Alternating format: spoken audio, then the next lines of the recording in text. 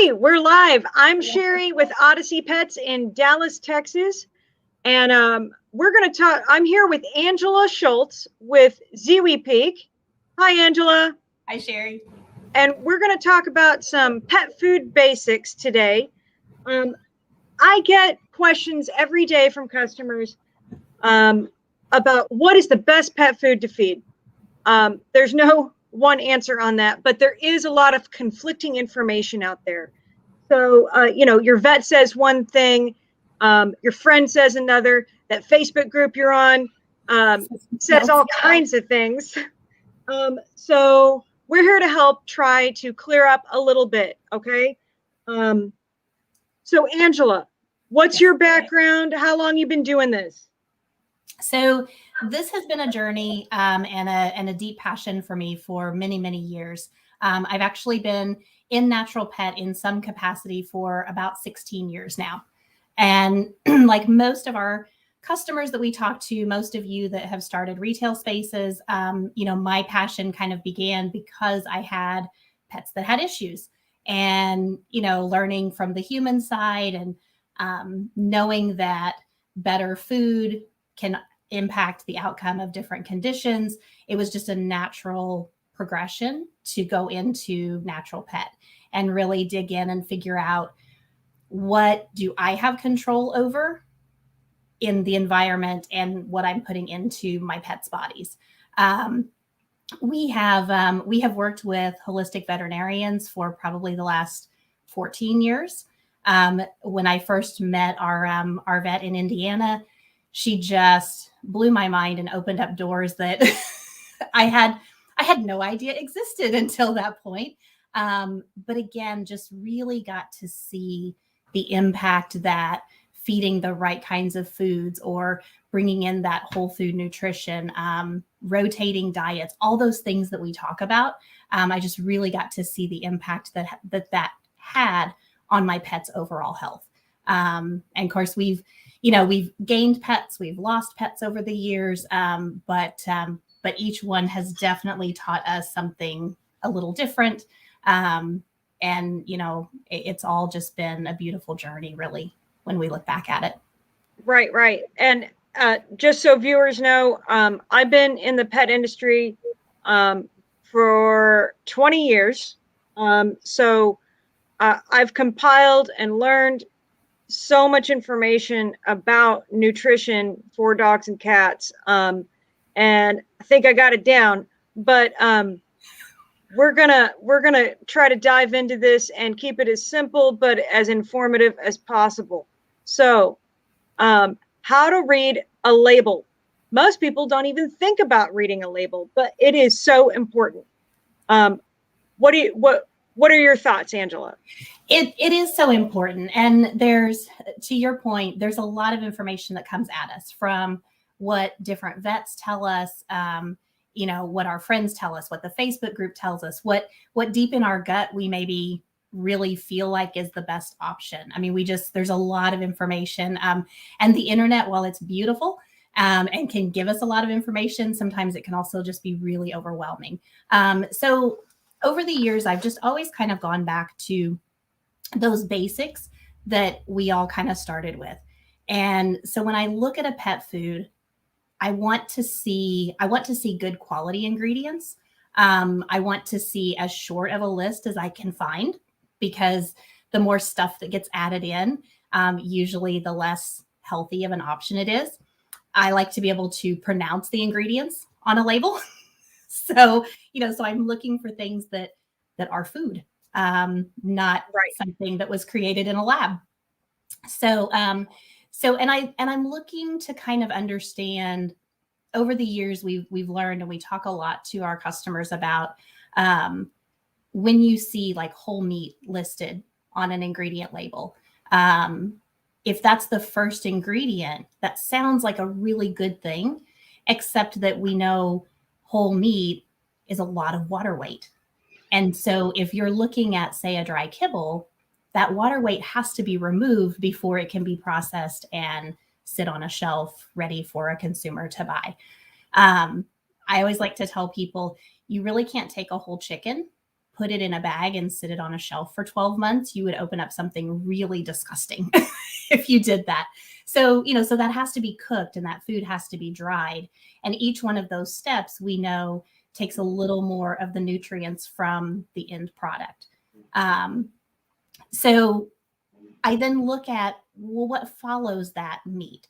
And if it's several meats, so again, in our line of work, we know that if a food has 2 or 3 or 4 meats listed, then you're likely getting a really species appropriate recipe there.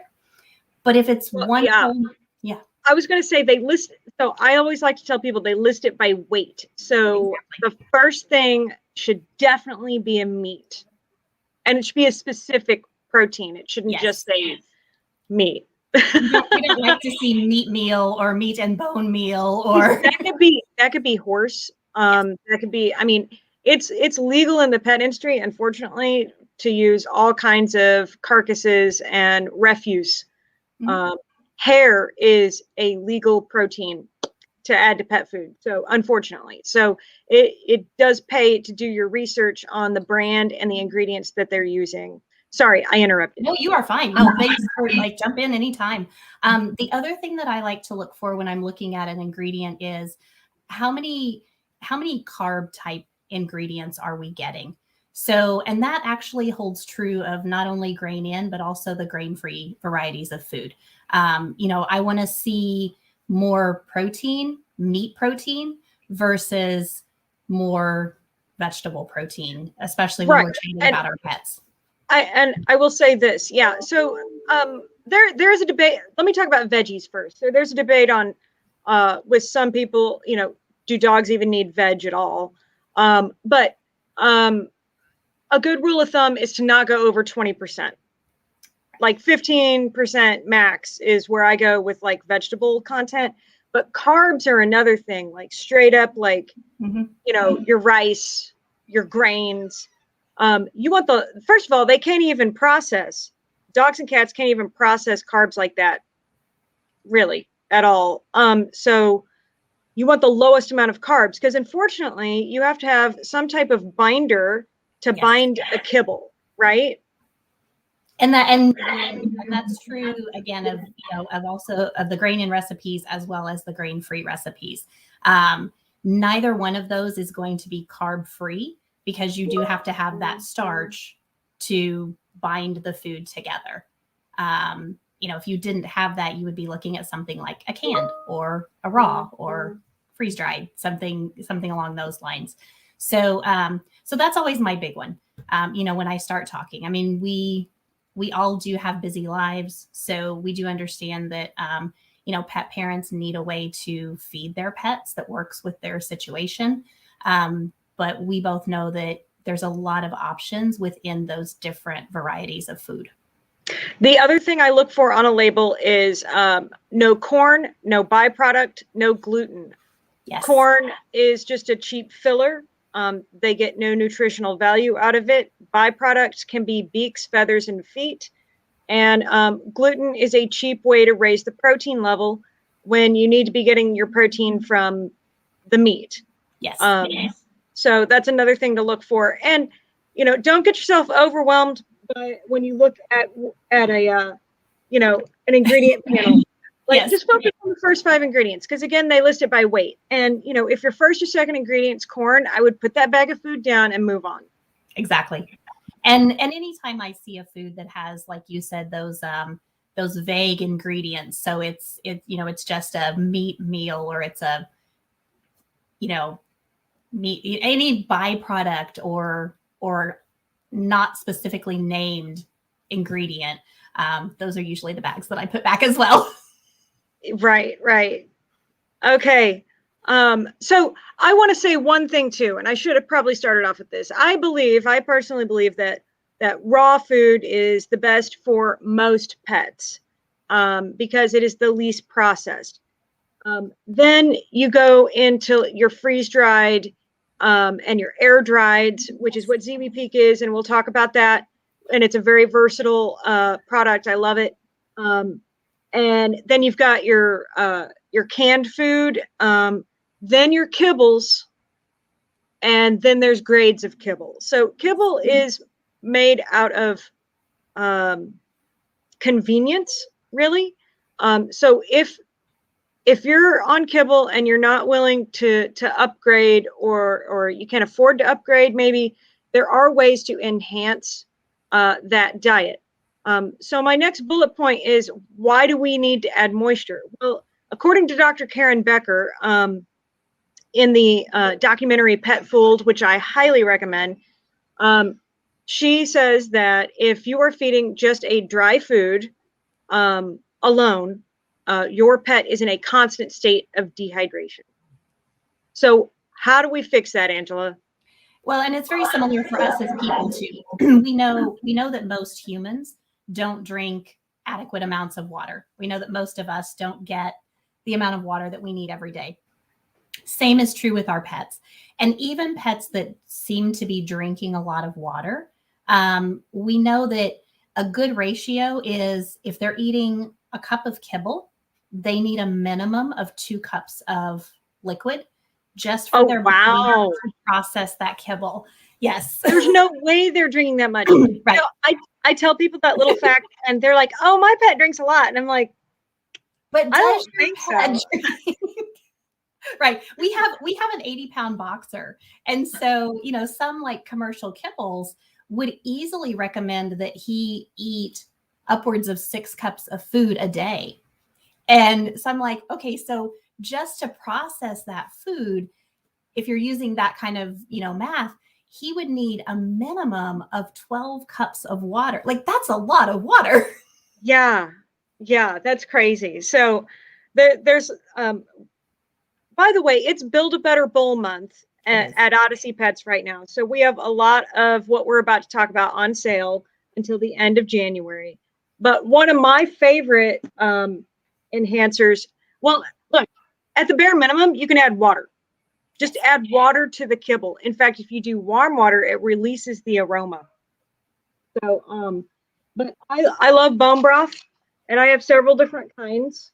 But my Open Farm bone broth and my Nulo bone broth are on sale right now. And bone broth is great because it has lots of minerals in it. It has collagen in it, which helps hips and joints. And it helps eliminate heavy metals from the body, which is crazy, right? So it's good for us and it's good for them. And I'll do one of my little plugs too. So I love even just adding in a portion of canned food if you're just using kibble, because again, you're getting all of that great moisture.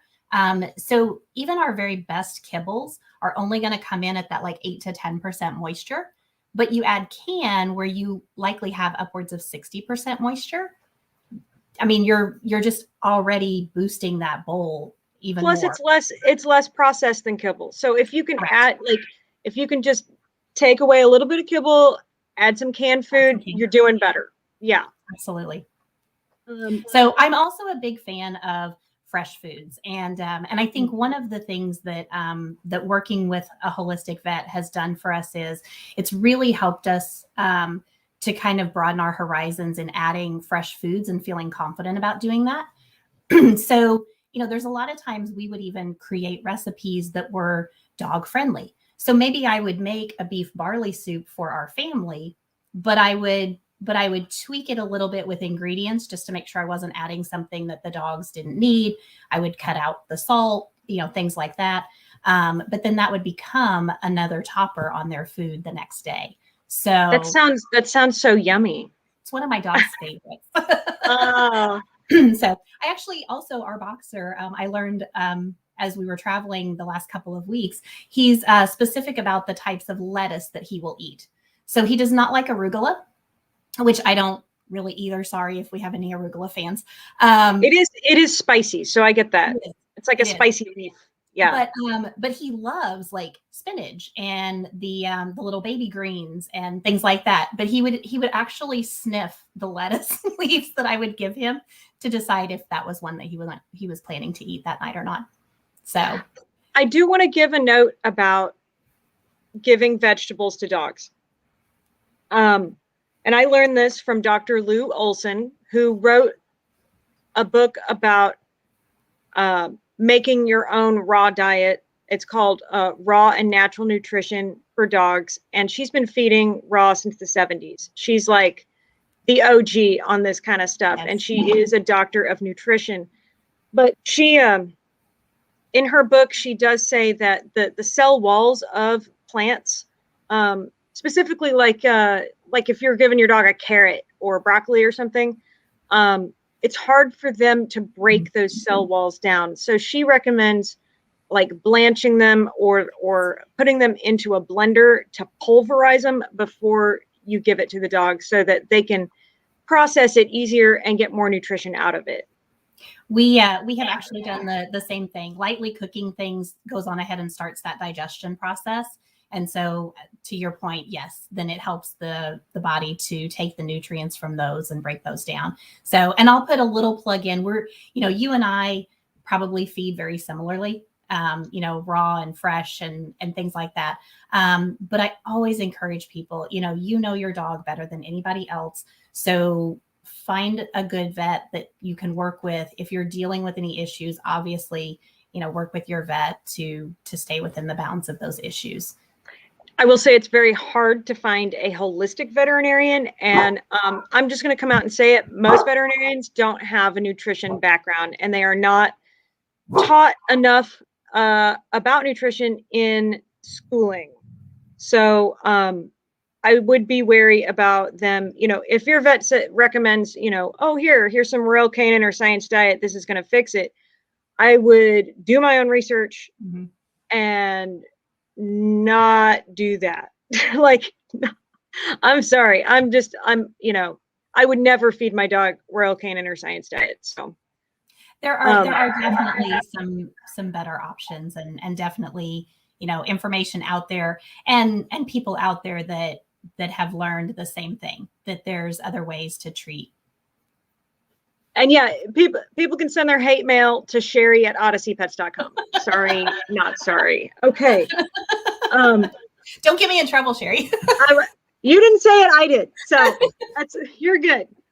I also wanted to talk about, okay, I know we're still kind of talking about moisture, but at the same time, we're talking about building a better bowl too. Yeah. So goat milk is also one of my favorites. This is out of Austin. We're great. We have several brands of goat milk, but this one's 20% off this month.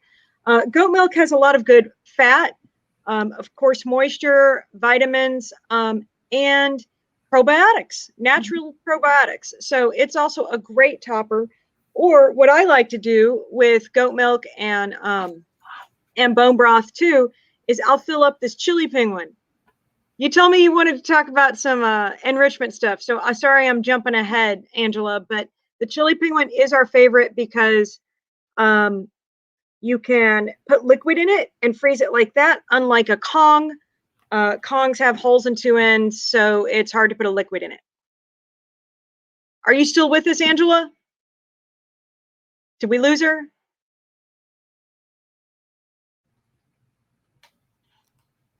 I think hey, I think you're froze on me. Yeah. Oh, there you are.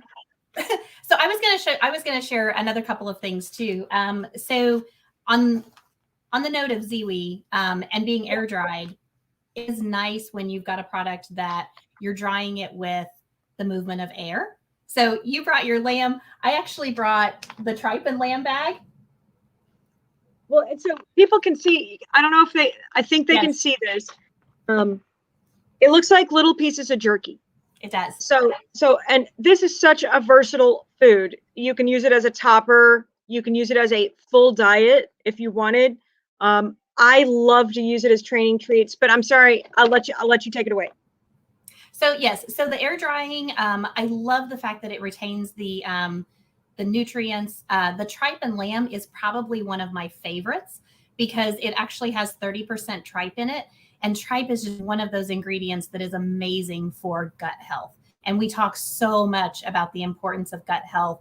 Our pets have been subjected. I think you froze on me again. Sorry about that, guys. And I think, did I lose you again? Yeah, you did, but I can hear you now. Okay. So I'm not. Tell you what, Angela, can you get out and come back in? I don't know if you can hear me, but if you can get out and come back in, maybe that'll work. I was going to say it. Is it back now? Yeah, you are. Yeah, you're back now. Okay. Okay. Love the tribe for gut health, and we deal so much with gut issues. The other thing that sometimes I will do, just like on the human side, is I like to find just single Huh. things. So, like this one's a pineapple. So I'll sometimes mix that up. I'm like you with vegetables. A lot of times, if I'm going human wise, I go lightly on those fruits and vegetables because, again, our pet's main source of nutrition should be the meat. But we know that as snacks,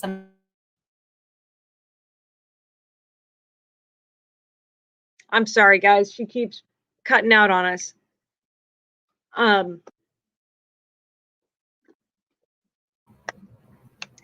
I do. Okay. While we're waiting for her to come back. Wait, are you back? I'm back. Okay. Yeah, that's a great tip. I really like that. I never even thought about it on the single ingredient snacks. So yeah, and all of those can be put in.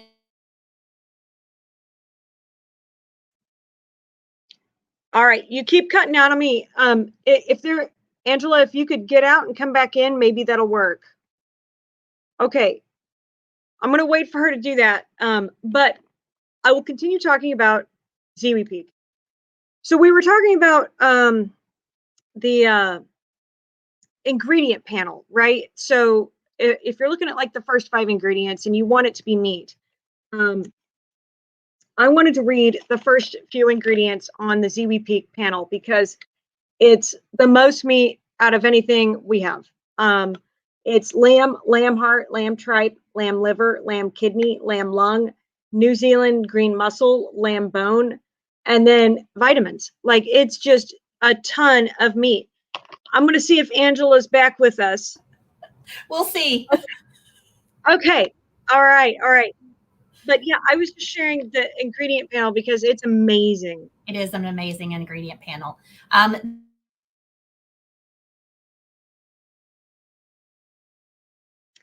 All right. Yeah. You keep breaking up on us, but I think we have covered a ton of stuff here. And if anybody has any questions that's watching right now, you can drop the question in our comments on the Facebook page here. If you're watching this in replay and you have any questions, you can always message us on our Facebook page, Odyssey Pets, or you can email info@odysseypets. If you're back with us, Angela, did you want to add anything? All right, she keeps freezing on us, so I apologize. I apologize. I was going to give away a free bag of Ziwi Peak. I promised that in my promo, and I was supposed to write down a trivia question. Angela, do you have a trivia question that you could ask the people watching? Do I have a trivia question? I'm trying to think of something that maybe wasn't blocked out as our internet signal went in and out.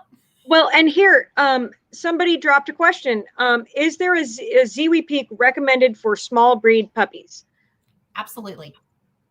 So Ziwi Peak is an all life stages food.